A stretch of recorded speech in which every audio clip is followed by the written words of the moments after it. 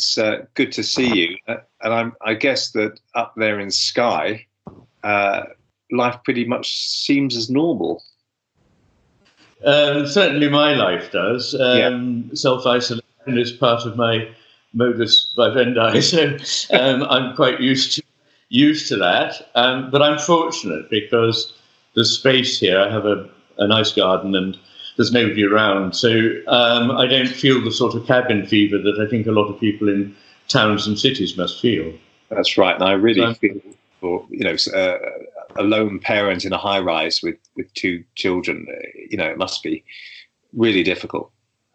I think very testing indeed. Yes, so I count myself among those fortunate. Yeah. In so thinking about this whole pandemic and the way that it's arisen, it really resonates with me. What you wrote about the left hemispheric way of attending to reality, in that we think we know what's going to happen, or perhaps we assume a little bit what the future is going to be, and then life is what happens when you're making other plans, and this weird kind of unexpected, for many, world-changing, life-altering occurrence is happening right now, and we don't know. There's a lot of uncertainty. We don't know when it's going to finish, when it's going to end, when people can get back together. Do you see that as something that the left hemisphere would sort of struggle with more than a sort of wider context way of looking at things? Well, yes, I think that we've got used to feeling that it's all under our control, which is to sort of revert to the hemisphere idea, is certainly the point of the left hemisphere, is to be able to control, predict, and manipulate. I think we were overdue an event that showed us that this is not the case. Often I remember one of the things with patients who have anxiety is the feeling that things are not under their control. And I've spent a lot of my time saying to people, well, that's not so bad, because actually very little is under your control. Almost nothing, starting from when you were born, who your parents are, how you were brought up, what height you are, all the rest. These are things that are given, and you make the best of that. So I think that's good. I think more importantly, thinking from the hemispheric point of view, is the notion of a context. I mean, a whole lot of things, actually, but the context. In other words, we've narrowed down the context to the very immediate things that we think we understand and control. And it's rather time that was recast. I think it's become harmful. I think we've become rather self-obsessed, rather unimaginative, rather inward-looking in the way in which we work as a society. And sometimes it takes quite a serious jolt to get into another way of thinking. And I think it was going to take something like this, or God forbid, a war, to make us think about our lives and the way in which we relate differently. I mean, at the moment, there is what is often described as a meaning crisis. I'm often asked about the meaning crisis. And somehow I feel that it takes a crisis to restore meaning. I mean, crisis actually is an interesting word. It was introduced in English to describe the turning point of a disease. So the crisis was the moment at which you saw the fulfillment of the disease, and it was either going to get worse or better. This was the crucial point of judgment, which is what the word crisis literally in Greek means. And so I see this as a turning point, which we can either use for better or fail to use. I'm worried that when it's over, we may forget what we've learned, but there's a lot that we can learn in the meantime. It restores the sense. Yes, I mean, last night there was a big sort of national cheer for the NHS in the UK, and I don't know whether you heard any of that where you are. Probably not, but there were fireworks going off, and there was a sense of collectivity, and that we're all in this together. And I don't want to sort of overplay that, because obviously lots of people are suffering, and it's very, very hard financially and in all other, physically, of course, for lots of people. But there is that, meaning vacuum that we may have had collectively, the sense that we are, working together to overcome something. Hasn't been around for a long, long time, it feels. So it feels that everything became very splintered, and all these different groups, interest groups and so forth. Whereas now, as you talk about the crisis, might be precipitating a new way of relating to reality as a nation, or as a world, even to some extent. Yes, I think one of the two obviously good things that come out of this situation, however much hardship it may cause, is a renaissance of communitarian spirit.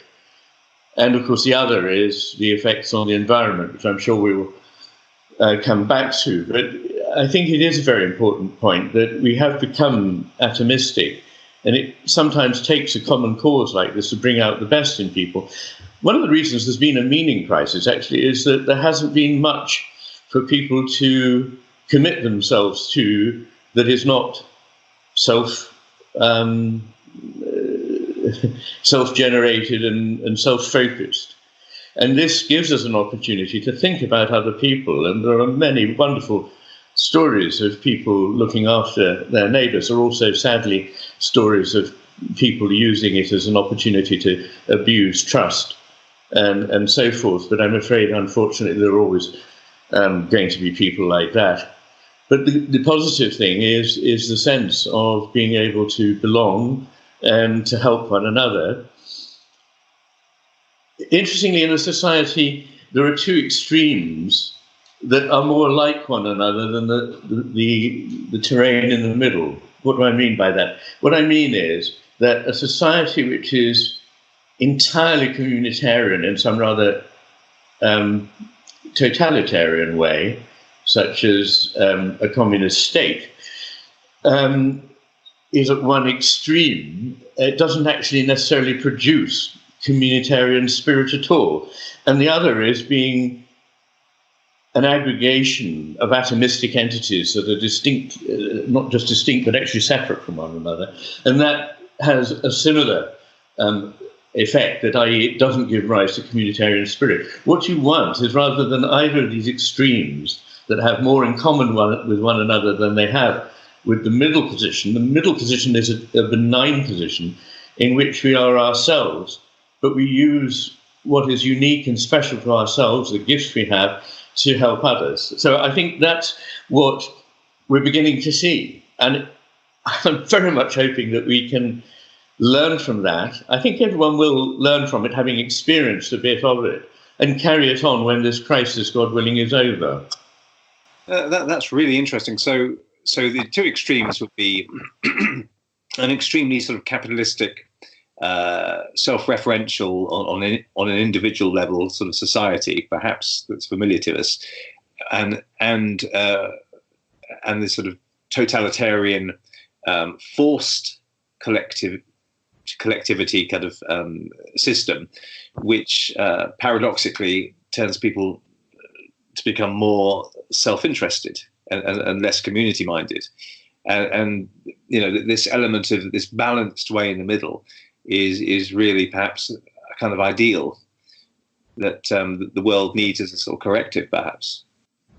It's in all relationships whatsoever, this need for togetherness with difference. It's also imaged in how a good couple, a married couple or a couple of partners who are committed to one another live, which is to say that if the relationship is working well, there isn't fusion so that the two become as one and they lose their identity. But it also isn't that they're so separate from one another that they don't have a depth of communion with one another. So what you're always aiming at is preparation and enough togetherness. That's really what I'm getting at. Yeah. But it's not, as it might sound, a rather boring compromise. What I'm trying to emphasize is it gives rise to something that is full of life, which neither of the other extremes actually have. So it's not a kind of flabby compromise. It's actually the thing we should always be aiming for. And one of the things that comes with a crisis of this kind is also a sense of proportion, which is related to it. So we can easily get things out of proportion, particularly when there are very few immediate hardships. We live in the West in a society where most of us, and I count myself among them for most of our lives, have not experienced many of the things that in other societies and in other times and places people have had to endure as part of the whole business of being alive. So we can get things slightly out of proportion because we will always need something to resist and something to fight for and something to complain about. But it can easily become a little bit trivial. And I think that what this crisis gives is the opportunity to see things in a new light. Certainly, I found myself reframing my relationships altogether so that one realized close relationships with family and friends, which fortunately, because of modern technology, we can keep up, become extremely important. And our duties to others and our sense of commitment to others is clearer. I think this is a benign development. It's certainly noticeable, from people I know and myself, that suddenly you are actually talking to people that you care and love, and there is that sense of paradoxically greater connection because you're actually extending your care and your concern for other people around you, and it was wonderful to see that 500,000 people responded to the call to work for the NHS as volunteers. I think the government were looking for 200,000 and 500,000 people have responded to that. So it's very heartening, I think. Yes. They've now got more than that and are upping the the stakes to 750,000 if they can get them. This is absolutely fantastic, especially as we know that right at this second, and I hope that the situation will quickly improve, but who knows, so that at the moment there are really not enough protective gear, masks and clothing and so forth, or testing kits. This is very close to my life because my eldest daughter is a nurse in California in one of the areas that is locked down and has a high mortality rate. And in her hospital, there were no masks and there were no testing kits. And she was so shocked by this that she's a member of a group of other health care professionals who train together, mainly in the US. And she emailed them at their hospital and said, is it just my hospital or is this what you're experiencing? And was appalled to find that this is a general situation in America. So, and I don't really want to get party political about this, but I've heard some, I don't know whether they're true, but stories that Trump was offered testing kits and offered protective gear, but turned them down on the basis that they weren't needed. This was a couple of months ago. That may or may not be news. It might be what was fake news, I don't know. But in any case, that is part of the problem. It wouldn't surprise me if that were the case, because as you know, I believe that one of the elements that, one of the many elements that go to make a picture of a society dominated by the left hemisphere's outlook is that the left hemisphere is in denial. I mean, in a very strong way, in denial. It will absolutely deny that there's anything wrong. If half the body is paralyzed, it will claim that it can run a marathon. So it is completely out of touch. So when you're in this state of affairs, you think all is fine. And I think Trump is, an expression of that mentality. And almost a metaphor for the hemisphere. I said almost a metaphor for the left hemisphere. Trump. Well, it's one of, say, 20 aspects of modern culture, or even more, that look like it bears the hallmarks of the left hemisphere's take on things. So it's important that gets corrected, not in some horrible panicky way, but as I say, to restore a sense of proportion, that we can't assume that things will always go on in the way that they apparently do now. Immediately one thinks of Taleb's book, The Black Swan, in which, an event which may be very rare is almost certain to crop up sooner or later, probably not in the next few minutes, but when it does, its consequences will be so devastating that you need to have prepared for it. I was very struck by learning that Singapore had a 330-bed hospital which was equipped to deal with just such an outbreak as this, and it was kept ticking over and empty all the time until this crisis came along, and then it was suddenly able to come into action. And of course, they have been one of the most successful communities in dealing with this virus. So we don't seem to make provision for the idea that things will not always be like this.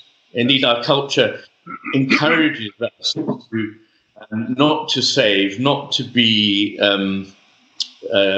sensible about preparation for things that we don't like to think about, but instead to disregard them and, as it were, carry on spending and doing and traveling and thereby polluting and using up the good things that this earth has to offer us.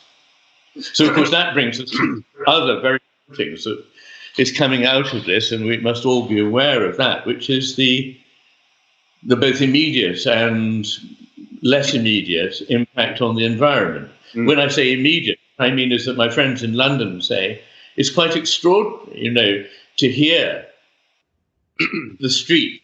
There isn't aeroplanes flying over, there isn't traffic, there isn't the din of machinery. You can actually hear birds, you can hear people's voices. Things seem more human somehow, even if there is a cost that is paid for that. Of course, in the longer run, we see, even in this very short spell, that pollution in the atmosphere over China and over Western Europe, as viewed from space, is clearly less. And the water is becoming purer, fish are returning to places where they haven't been seen, perhaps in a lifetime.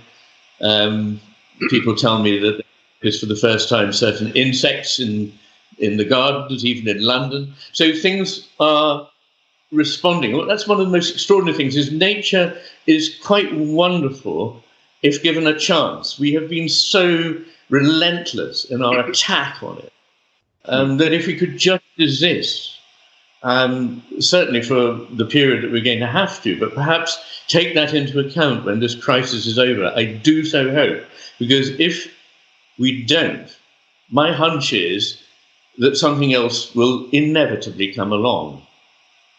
Gaia, as it were, will take steps to restore herself. That might sound a bit mystical, but any complex system cannot take certain amounts of input without changing its nature altogether. And I think what you said... Sorry. No, go on.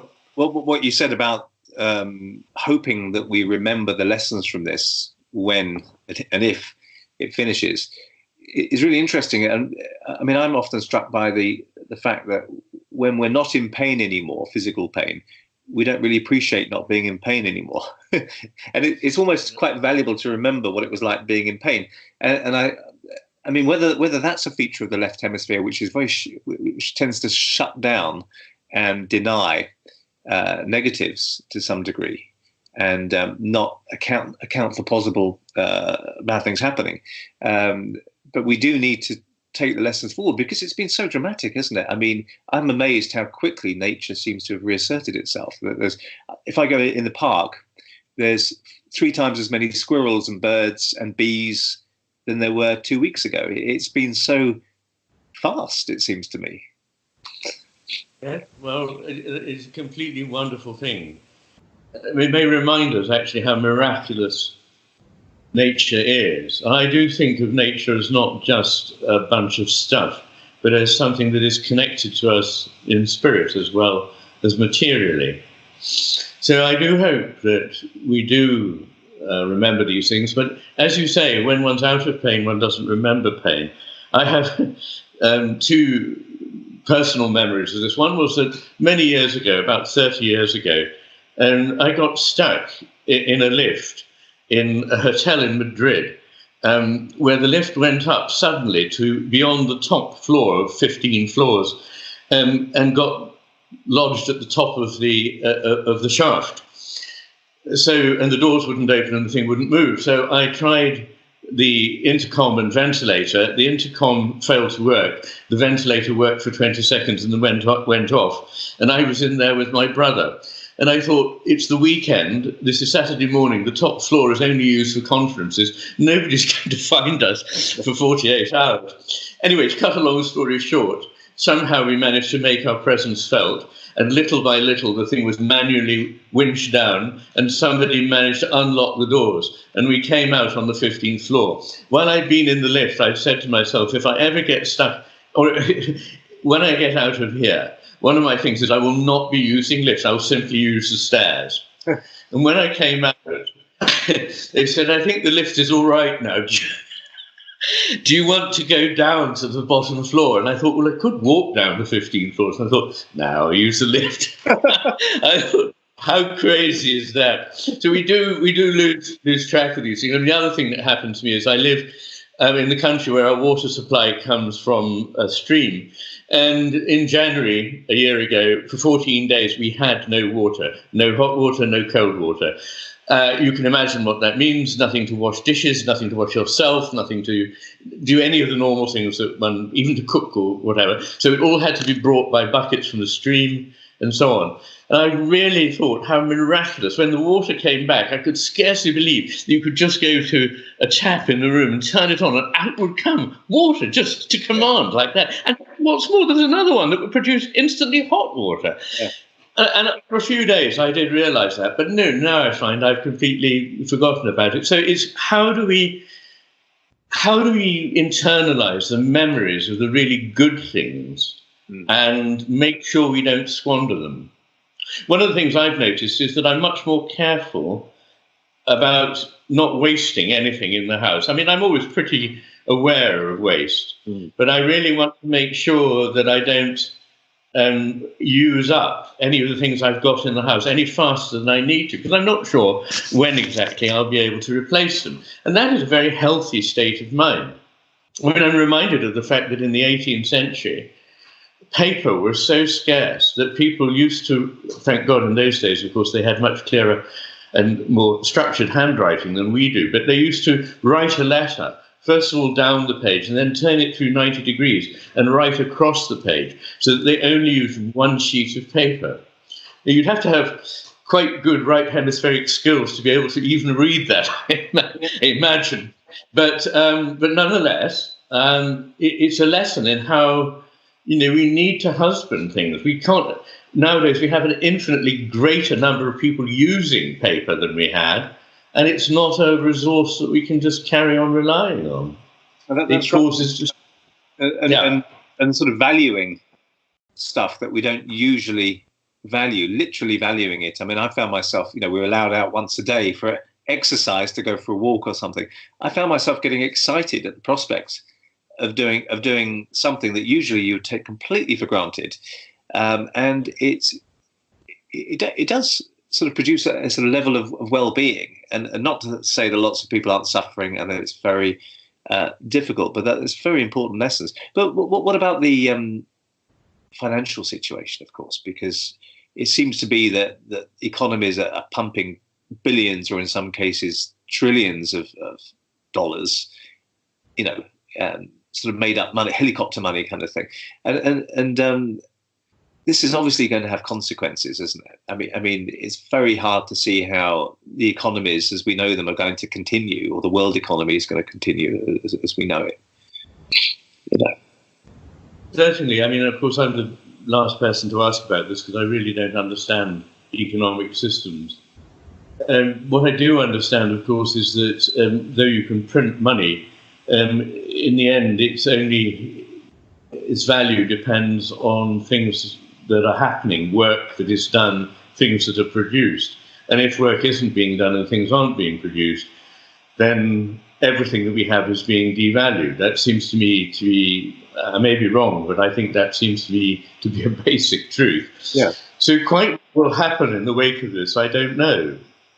But I'm very glad that at least we look after people who are, less fortunate than, for example, I may be, although I'm a retired person and therefore can't afford to have much of the money that I have devalued. But I think that's the last thing on my mind at the moment. I'm sure that, that will work itself out. What won't work itself out unless we're very careful to remember the lessons is how we care for the environment and also how we think of one another and how we value peace, quiet and silence. The tendency will be, and possibly is now, to fill up silence with doing stuff and listening to things that are being said, like no doubt this podcast. But that is good up to a point. But like all things, it's only good up to a point. And taking the opportunity to listen to some silence is a very beautiful thing. Silence is a precious thing. It's a rare commodity. It's not an absence so much as a presence. We're never more absent than when we're constantly bombarded with stimulation. We're much more present when we're there in the moment, attending. That's sort of built into the sort of monastic way in which I live here. And I'm very lucky in that. I chose to live here partly because that's on offer. But I'm hoping that it will strike a lot of people that peace and silence and not having to be doing all the time, not having to be buying, not having to be winning, not having to be striving, but actually being with oneself and thinking peacefully is a very valuable thing to do. So I think that, like many bad things, some good can come of it, as indeed many good things, I'm afraid, that we value can lead to unforeseen bad consequences. So we never really know until we see the whole picture, which in one lifetime we probably won't, what good and what bad comes from things. This reminds me of this story that I know you will know, but perhaps some listeners may not, the Chinese story of the man who loses a horse, and his horse disappears one day, and it's most of what he owns and very important to him. So his neighbors say, what terrible luck. And he says, well, bad luck, good luck, who knows? And then the next day, his horse comes back together with another horse that it's met on the hillside, and now he has two horses. And the neighbors say, oh, how lucky you are. And he says, well, good luck, bad luck, who knows? The next day, his son gets on the new horse to break it in, and the horse is a bit wild and throws him off, and he breaks his leg. And the neighbors say to him, oh, what a pity, you poor man, what bad luck. And he says, well, bad luck, good luck, who knows? And the next day, recruiters for the Imperial Army come through, recruiting all the able-bodied men to go away to war, and they pass over his son because he's not able to walk. So he says, they say, well, how lucky you are. And he says, well, good luck, bad luck, who knows? In other words, we just haven't the knowledge of the consequences of what's happening. And it's much the best to think that anything is 100% bad or 100% good. Yeah, because we just don't know. And we don't have the wider context. We have a narrow context. At the moment, this doesn't seem good, or this seems bad, and therefore it is. But the wider context is, of course, time, as well as unforeseen consequences from things. Yes. But it also seems to be that we've all been plunged into a state of huge uncertainty, which we're not really used to. We like definites. We like to know what next week is going to be like, or next year. And suddenly the world has got to learn to deal with uncertainty, which seems to be a more sort of right hemispheric way of dealing with unknown contexts, It certainly is. I mean, one way of thinking about the tasks of the two hemispheres in generating our communication with the world and are living in the world is that the left hemisphere wants all the time to narrow down to a certainty, whereas the right hemisphere is opening up to a possibility. So the right hemisphere appreciates that, in fact, nothing is ever certain. So certainty is a non-existent state that the best one can say is that one approximates to it to some degree, some of the time in some things. But the reality is our life is always completely uncertain. Becoming used to that and accepting that, becoming used to the fact that there's very little in this world that we can control, and that wisdom is making the best of what comes to us rather than trying to force an outcome, which we really haven't got the ability to do. To think in that way, that we are in uncertainty, we're not all powerful, but we can do the little things that are within our scope. That is a very balanced and wise cast of mind that perhaps we've lost the grasp of. And again, it's not about despairing that we can't do things, nor having this grandiose idea that we'll sort it all out. We don't know what we'll be able to sort out, and that's perfectly all right. Again, one of the problems, I think, is that we tend to think in a disjunct way about problems that the world faces, about communities, about ourselves in a community. We tend to have the atomistic, fragmented view. And you might think, well, in that case, if you believe that it's good for everything to hang together, then surely you must welcome globalism. Well, I think 2 cheers, or perhaps 1.5, for globalism, but certainly 2 cheers for localism as well. There are advantages in thinking globally, and there are advantages in thinking locally. And in terms of the environment, to be helping to back up local producers, to source what we can locally, to validate our local communities and what can be produced there.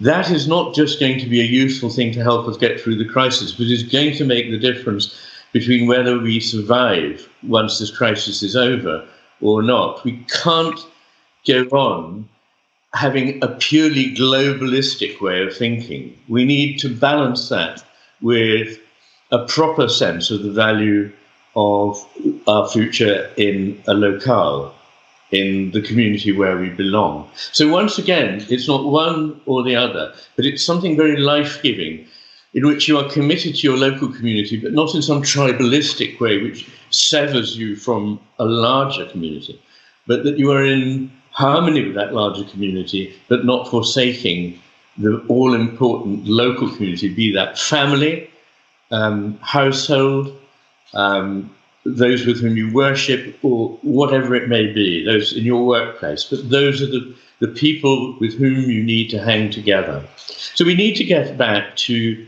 once again, it comes down to a sort of balance. Mm. And as you say, thank God we've got the internet and so forth at the moment. But it can be the case that we're more intimate with someone on the other side of the world than we are with our neighbours, and we know more about someone, on another continent because of Skype and so forth than we do with someone right next door. And that's a very strange state of affairs, really, isn't it? It's a very weird thing. It is. It's slightly weirder sounding than it might be, in the sense that quite often it enables you actually to keep together with your family and very close friends in a way that you would have done in the past, say up until the end of the Second World War, except in extraordinary cases, your family and friends would have been very local to you geographically. When you realise that until 1945, 90% of the British population had not travelled more than about 5 miles from the place they were born in. So we've seen a completely extraordinary overturning of the idea of local community, because we're all so disparate. And so I see the ability to be close to one's friends and family, if they are separate, as a benign thing. What I don't see as benign is tribalism on the internet. There is no possible group to which you can belong that is monopolistic in its goodness and truth. And when you start identifying with it wholly without being able to be critical of it at the same time that you value its good, its strengths, then you've gone somewhere that we don't want any of us to go.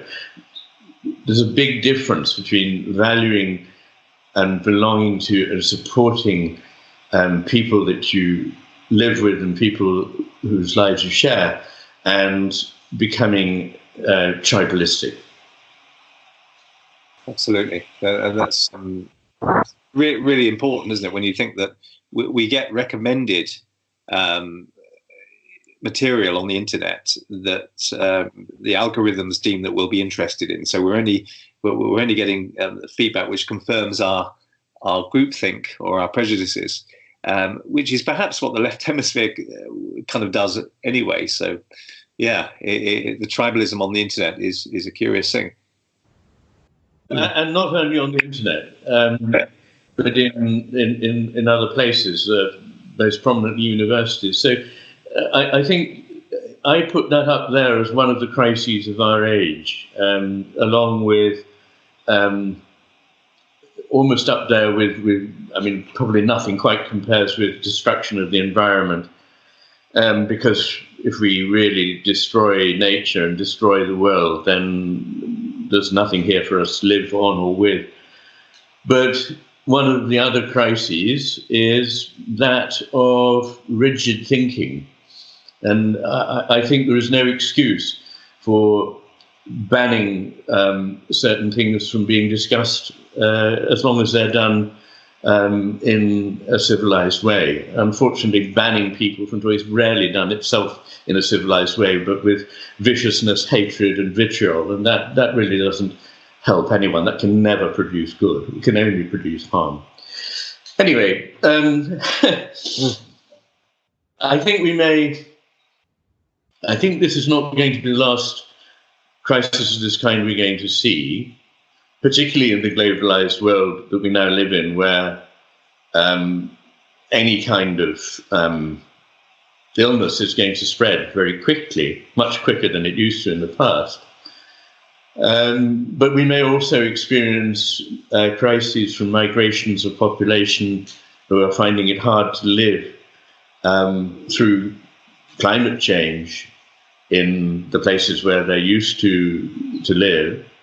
I think there may become shortages of resources. And in a way, this is almost certain to happen because the books have got to be balanced.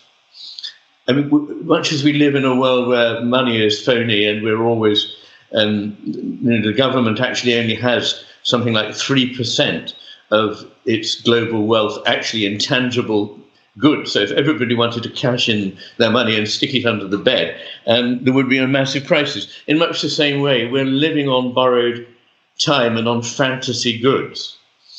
There is a fantastic clip on the internet that I do think everybody should have watched. I've certainly sent it to a lot of my friends and certainly to my family, by an American mathematician called Al Bartlett. And I think it was 2002. Quite apart from anything else, it's the most beautiful talk to watch because he's not a young man, but he speaks for over an hour in perfect sentences without a script and making point after point that is very telling. So I take my hat off to him for that, if for nothing else. But his message is of staggering importance. It's that we don't understand exponential change. This was brought home to me by one of the instances he gives, which is worth recounting. If you have bacteria in a jar that double the size of their colony every minute, and at 12 noon the jar is full, when was it half full? Answer, at 11:59. When was it a quarter full? At 11:58. And at 11:57, only 3 minutes out of the hour before it was completely full, it was only a quarter full. And people would have said, what's the problem? What are you talking about? We're running out of room. Now, when you apply that to the way in which our exponential use of resources, exponential pollution is carried on, we are going to meet a point at which reality breaks in. He writes in an unforgettable scene. He writes up on one side of a chart all the things that we think of as positive in which we've managed to control nature. So we've helped to banish disease. We've relieved one another of famine. We have largely managed to defuse wars. All these things are absolutely marvelous. But we're growing enormously in population as a result of it, and we simply can't support it. So which of these negative things would you like to step in to restore the balance? It's a question that nobody wants to face. But as he points out, it's not a question of whether you want to face it. It has to be faced. If we don't face it, nature will take this out of our hands. The only way to face it is to limit population growth, grossly limit our demands on the environment, and to get much, much cleverer about limiting pollution. Otherwise, various kinds of horrors, of which coronavirus will seem like a pale shadow, I suspect, will be more or less inevitable. And it seems perhaps that we do also need to become clearer about what we need as human beings, emotionally, as well as physically, that we do need a genuine sense of connection and community to people, that we do need to feel that we do have some influence over events, but we can't control everything, as you were saying.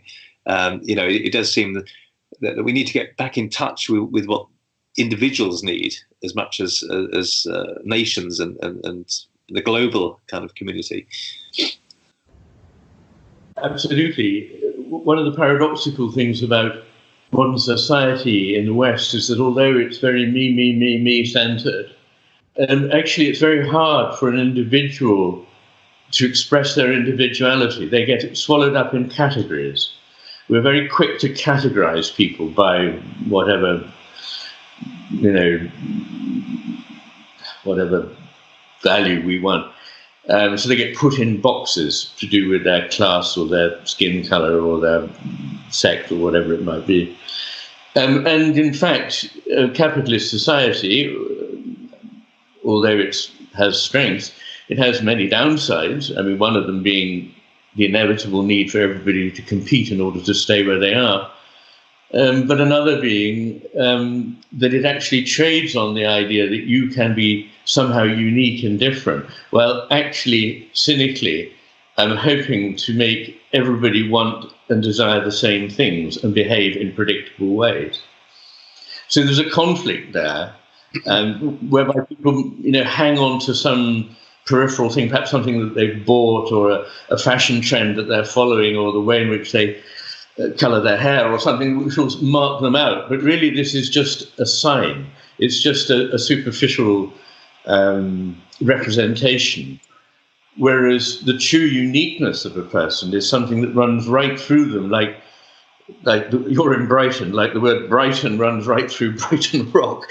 So your individuality is not a bunch of choices on the surface. It's who you are in yourself, which is entirely unrepeatable. So that all the people you know are not really sort of made up, as you might imagine, out of a colouring kit where you put together, some of colour number 42 and some of colour number 16 and so on, and then you've got a new person. No, each individual person is not made up of bits and categories, but is a seamless new whole, in the way that a great work of art is not imaginable until it existed. You couldn't sort of just make it up out of bits of other works of art that you know.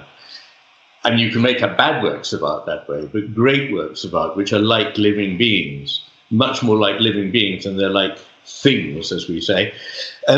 Their individuality is a vibrant element in them. And what I'm really saying is that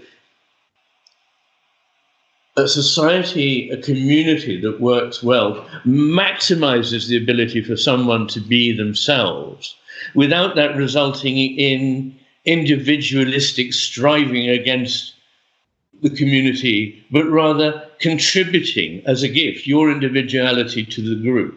After all, who we are, it doesn't come out of nowhere. It comes out of what nature gave to us in the sense of our genetic heritage, and what has been given to us by the society in which we grew up, beginning with our family, particularly the mother, the family, the society, and that is how we come to be the unique person that we are. And then once we are that person, we don't sort of go off thinking, oh, well, I'm now, thank you, I'm now complete as a person. You give back into the society that helped to make you, you helped to make it. Now, unless we hang on to that idea of getting this balance, which is not, again, I emphasize, not a sort of flabby midway compromise, but one in which you are maximally connected and maximally yourself.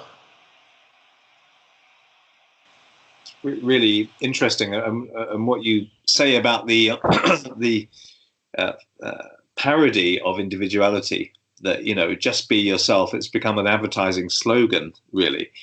Be unique, be who you are, and all this stuff. Yeah. It wants you to behave like a flock of people who will like this particular sweatshirt, and so it's cynically appealing to your sense of individuality. But if it thought that really it was only going to sell one to you, it wouldn't be doing it at all, would it? No. The cynical ploy is that everyone wants to think that they're an individual whilst behaving not as such. You know. Yeah. But this is fascinating, and this idea of crisis as well, leading to possible opportunity, or perhaps in the man with the horse story, we don't know. We've seen that in history as well, haven't we? That perhaps a balancing of things have been preceded by crisis in some way. I think it takes a crisis to shift sufficiently our take on the world. Our take on the world has gone badly wrong in the last 50 years, in my view. That's the theme of The Master and His Emissary. I try to explain how and why that is. And in the book that I've just finished writing, called The Matter with Things, I go much further into how that has happened and what we might be able to do about it. But when things are that badly askew, it's no good having a small shift, because it's immediately, once again, subsumed into the old way of looking at things, adapted, subverted, and then it's no longer a threat to that system that we've got used to. It takes something almost cataclysmic. And thank God, coronavirus is not really cataclysmic. It's dangerous to some people. I don't underestimate the suffering that it can cause, and I myself am in one of the high vulnerability groups, so I know that it does that. But it's not really a cataclysm of the kind that we might be facing if we were overrun by a totalitarian people, or there were a plague which could wipe out a third of the population. So it's as it were a trial run, if you like. It's a sort of rehearsal for worse things that may come. And my God, should we take that into account when this is over and not forget it? Rather, as they say, if you want peace, prepare for war. If you want a stable society, then build trust and build your defenses against the things that are not any longer beyond imagination. So I think it has its value when something happens that really gives things a major kick and wakes people up. When I was growing up, I'm old enough to have heard a lot of people talk about having a good war. And what they meant by that was not that they'd benefited from the war in any way. Of course they hadn't, and sometimes they'd lost family members. And usually this was almost invariably a phrase only used by people who had seen combat. But what they meant was that something happened in their lives that really gave meaning, and that the sort of sense of facing a common danger, behaving in a way that you didn't know you could do, the degree of selflessness that you were capable of, that this drew out from them a sense of richness, of meaning in their lives that in peacetime they could never recapture. Now, if we could only maintain that sense of the value without having to be under a cataclysmic threat, we will have taken away something very important. So I think there are powerful lessons to learn from this that we simply cannot afford to forget when this crisis is over, whenever it is. There are simple things like, I hope that we will learn, I hope we will never go back to air travel to the degree that we have been doing it. I hope that we will always think, does this really warrant a trip, or can this be done over media? And I'm not saying that people should never travel, of course, but again, it's a sense of getting this into some proportion, and at the moment it's way, way out of proportion. One thing that would help enormously, and is well within reach, is to have a technology such as Skype, which is considerably better than Skype. Skype is excellent, and it's similar things like Zoom and Facebook and all those things FaceTime. Here you're talking to a technological dunce, I'm afraid. But anyway, these things are good up to a point, but they're rarely. I do some talks to an auditorium over Skype, but it's not really as good as it could be. And I think that if we put a lot of effort into making that technology so good that you could feel as though you were in the auditorium with the people you were looking at, and the connections were that good, a lot of what we do and requires traveling around the world really wouldn't need to happen at all. No. So, there are all kinds of answers to this that are well within our reach. And we haven't thought about them enough because we've been content to go on really thoughtlessly polluting and destroying. And I am no paragon. I'm asked to travel, and then I do. And then right now I can't. And, bad luck, good luck, who knows? It is in some ways wonderful to have nothing in my diary and to be able to focus quietly on what I need to focus on. There we are. Well, that's been absolutely fascinating, and thank you very much, Iain McGilchrist. And I hope you stay healthy and happy, and it's really good to talk. Thank you very much. Yeah. Bye-bye. Bye-bye.